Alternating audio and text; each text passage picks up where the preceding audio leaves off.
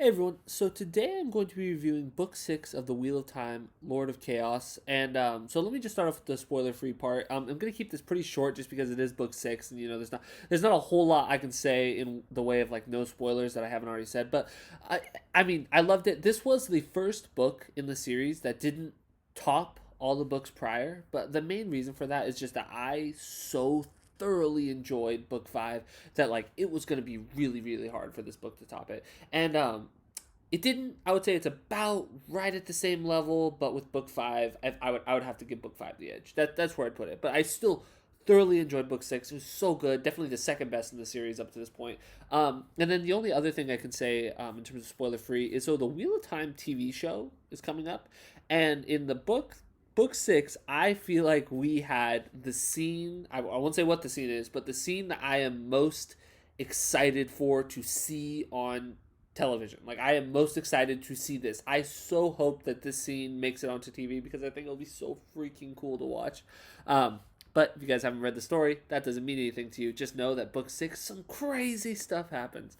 But that's all I'm going to say in terms of spoiler free. I mean, pick up The Wheel of Time if you haven't already. It is so good.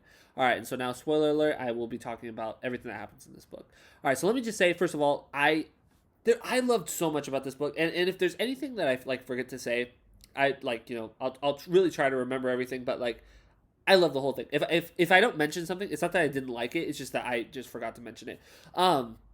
So the first thing I'll say is that the scene that I was referring to was the big battle at the end. That was so cool. But I'll wait till the end to talk about that. The first thing I'll say, I loved the opening epilogue, or the prologue, little long. I thought it was a little long for a prologue. I mean, it didn't hate it or anything, but it was just a little long. But I loved we got this like we got to like coming off of book 5. Like, I'm so excited, and just starting off with like one of the Forsaken talking to the Dark One was like, that was so cool. And like, I like that whenever he talks it's like in all caps. So it's like so like really interesting.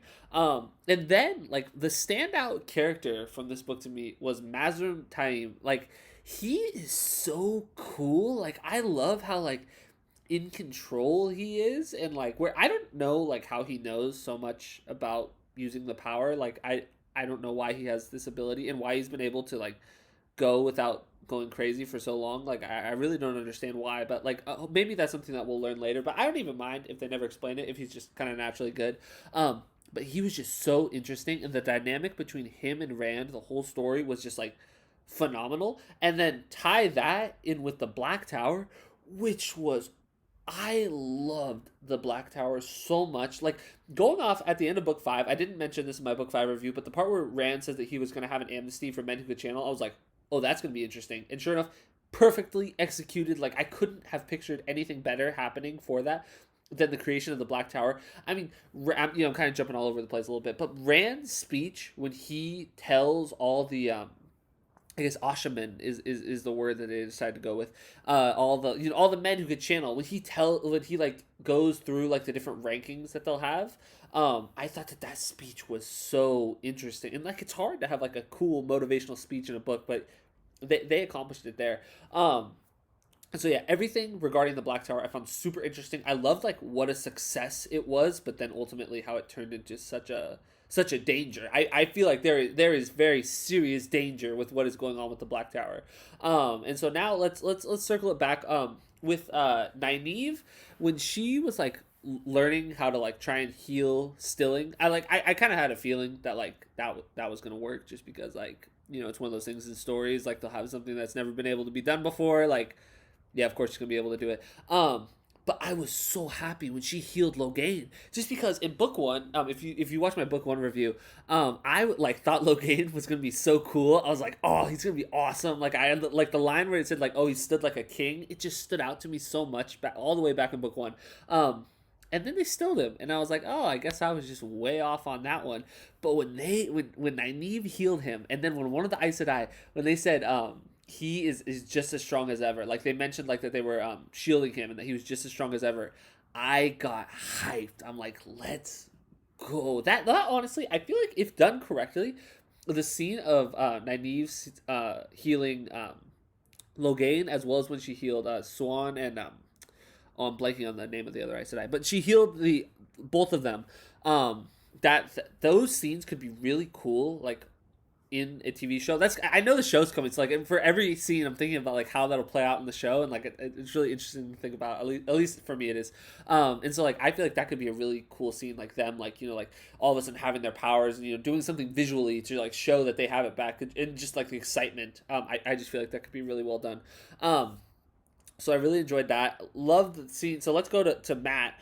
I mean, Matt is like quickly becoming just potentially one of my favorites. I loved just like when he I liked when he was trying to ask like he was at the dance and he was like trying to ask like the women to dance, and he tried to ask Swan to dance, and like she's just like, who do you think I am? And then that part was really funny.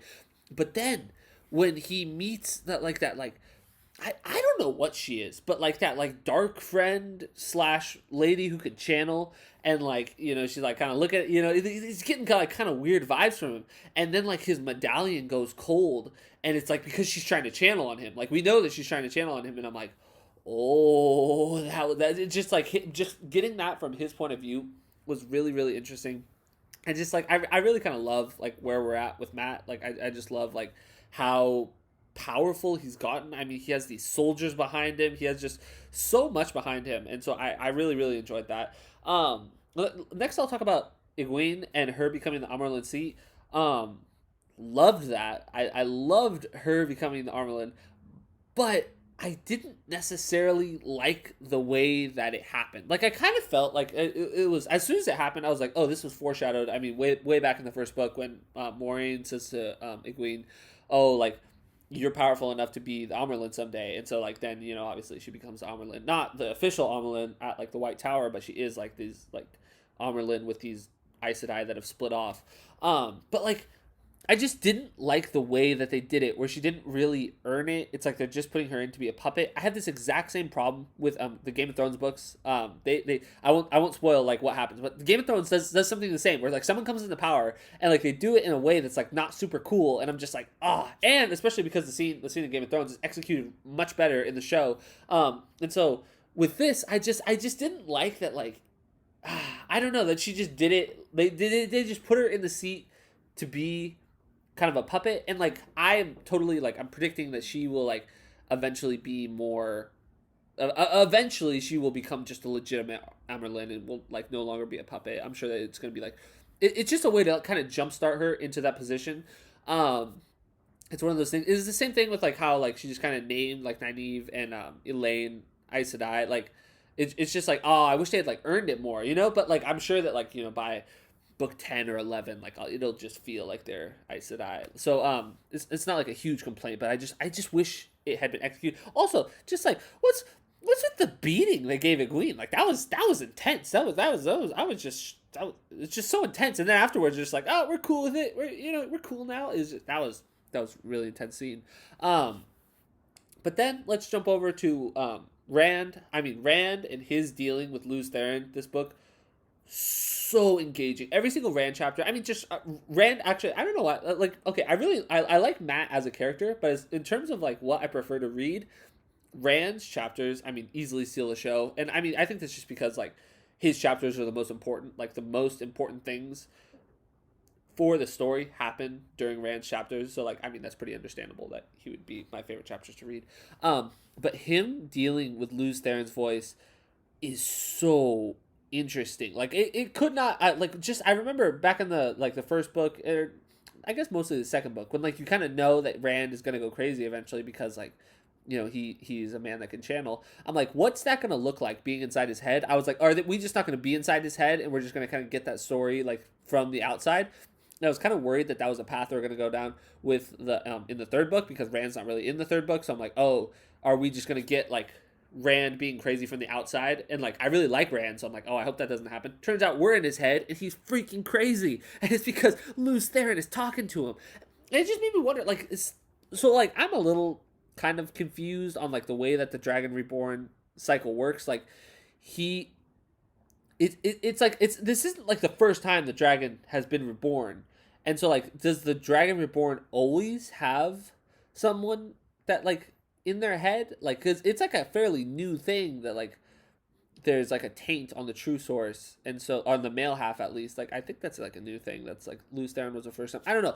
This is stuff. There's questions like this, like bigger questions that like I feel like I'm just not getting on the first read through that like I totally hope will be answered on the second read through. And maybe I just don't. I'm just not supposed to know yet. Maybe that's it.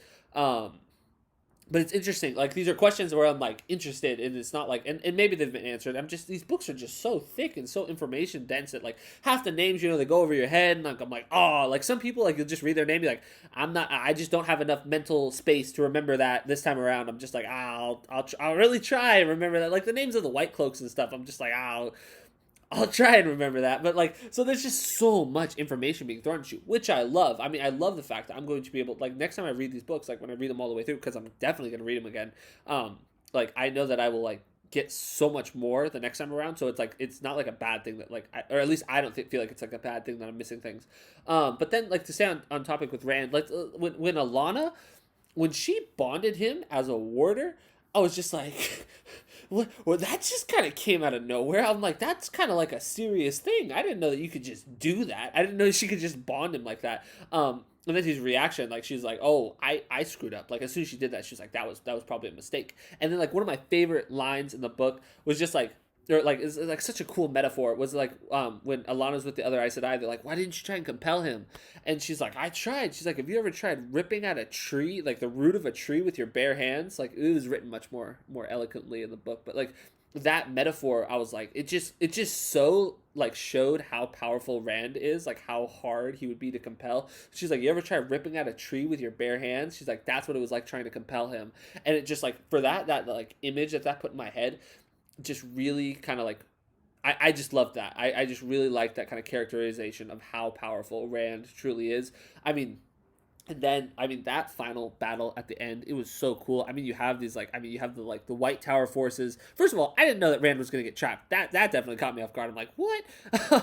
And so, but then like he's in there. He's in he's trapped in this box. It's just freaking. He's going crazy still.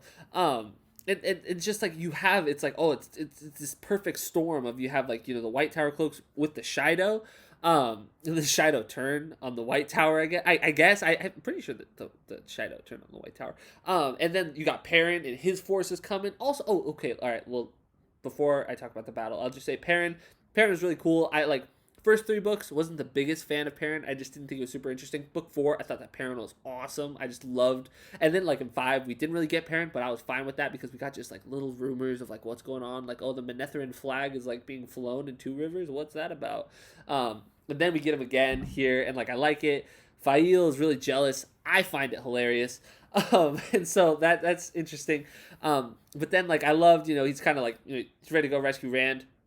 And so then, the forces are there, this, and then Mazrim Taim and the Ashaman show up, and just what I pictured is just like this like end game style, like where they they come out of the portals and everything, and like they wreak some havoc, and I love this because like the Ashaman, they don't have any rules, like they don't have any, nothing's holding them back from like being just killing machines, because Aes Sedai, they have rules.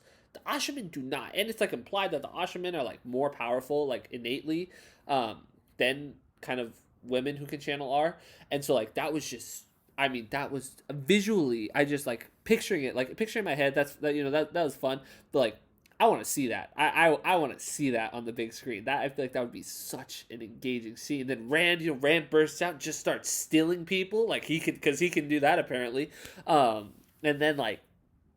No, I just love that. And then my favorite, just to end off this review, because it's getting a little long, my favorite line of the book was just right there at the end where Mazrim Taim, he's just like, "Kneel or you'll be knelt." Like he doesn't say that exactly, but he says something along the lines to the Aes Sedai, like telling him to kneel. He goes, "Kneel or you will be knelt." And I was like, oh, just the power dynamic shift, because the Aes Sedai, they don't like Mazrim Taim, and so he's like definitely, I feel like he's gonna stay a side character. Like I don't know if I'd really call him a side character. There's just so many main characters that it's like, even someone as important as him, I guess you would classify him as a side character, but like probably my favorite side character. He's just really interesting.